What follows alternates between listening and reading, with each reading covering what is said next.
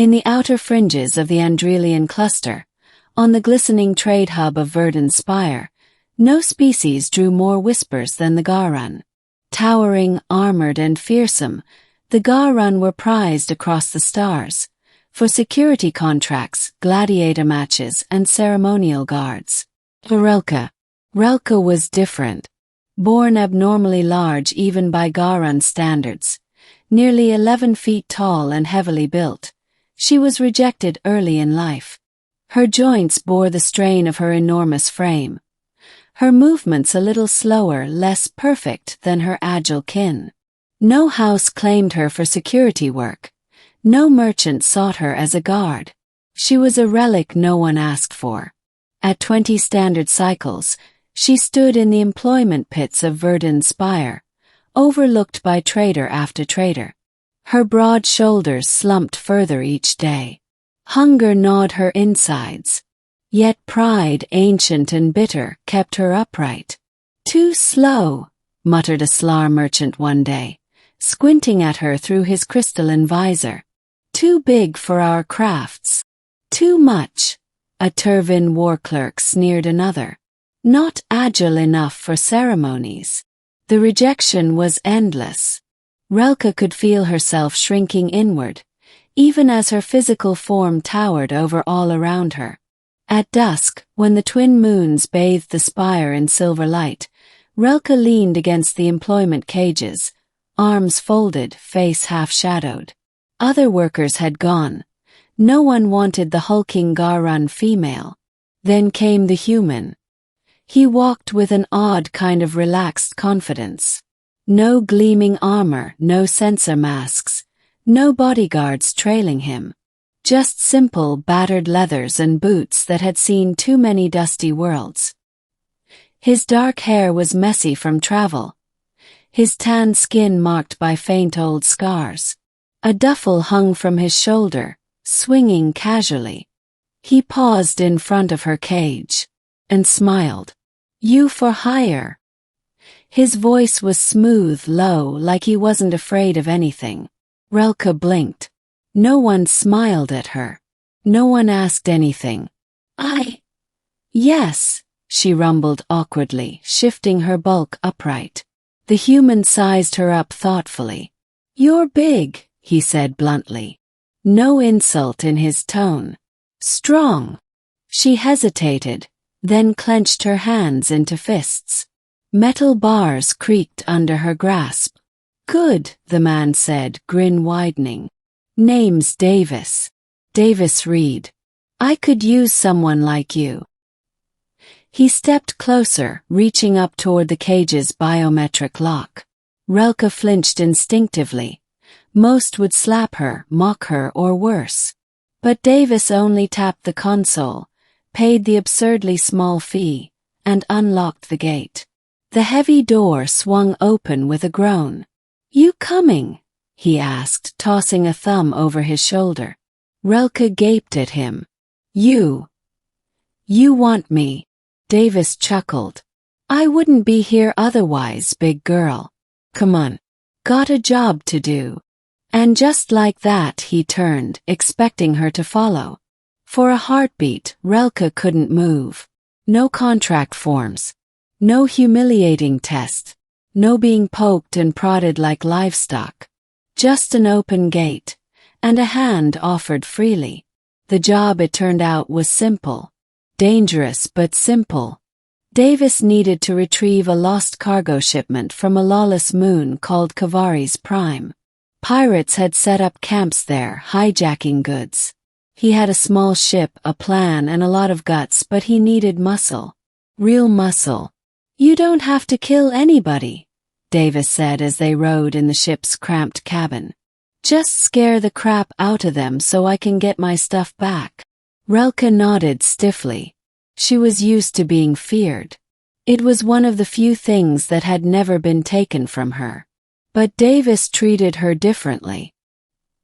He didn't flinch when she had to duck through the ship's tiny doors. He didn't complain when she accidentally cracked the floor plating with her boots. He even laughed when she bent the pilot's seat trying to sit in it. "You're a force of nature," he said one evening, watching her do strength drills in the ship's bay. "Wish I had 10 of you." No mockery, no cruelty, admiration. Relka didn't know what to do with it.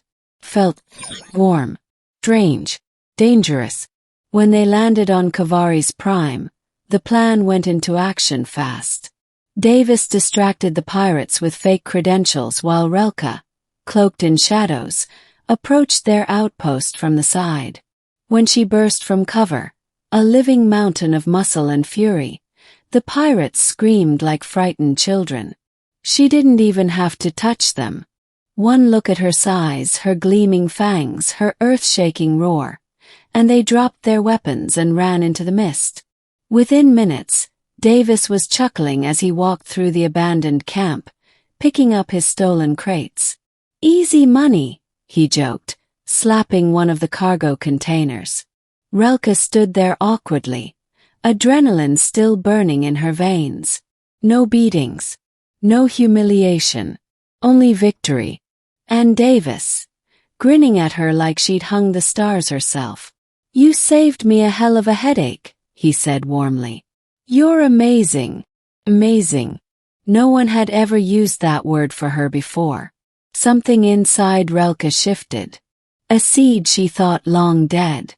Oh, they worked together after that. Job after job. Always the same rhythm.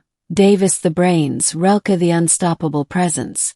They shared meals on the ship, played cards, which Davis always lost at, told stories of old battles and half-forgotten worlds. Slowly, Relka's stiffness faded. She even smiled once. A small thing, but Davis had cheered like he'd won a championship. But as weeks turned into months, a gnawing fear grew in Relka's heart. How long until he tired of her? How long until he found someone better, faster, more normal? One night, as they camped beside a canyon lit by alien stars, she finally asked, voice barely above a whisper, "Why did you choose me?" Davis looked up from where he was stoking the fire. His face softened. "Why wouldn't I?" he said simply. "You're strong, reliable. You saved my life at least 4 times already. But I'm..." She struggled for words. "Only, large, unwanted." Davis tossed a stick into the flames, watching it spark. "Maybe to others," he said carefully. "But not to me." He shifted closer, his hand brushing her massive forearm. "You were never unwanted, Relka. They just couldn't see you for what you are. Their loss." Her throat closed up. No words could form.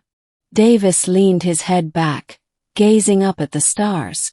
"You know what I see when I look at you," he murmured. "I see someone who deserves better. Someone who deserves to be claimed. Not like property, not like a contract, but like family." Relka's massive heart thundered. Family. In Garan culture, family was sacred. To claim someone as family was to bind them to your soul. "You mean that?" she asked hoarsely. He looked her straight in the eye. "I wouldn't be breathing right now if it wasn't for you. I mean it." And without hesitation, he stood up, walked over, and pressed his forehead lightly against hers, a human gesture of trust. Relka shuddered. Her huge hands trembled at her sides. Then, slowly, she lifted one hand and gently cradled the back of his head. "I accept," she whispered. From that day they were more than partners. They were a team forged in steel and blood and trust. Rumors spread quickly across the trade routes, about a human with a living titan at his side, a woman so fierce that entire pirate fleets surrendered without a shot.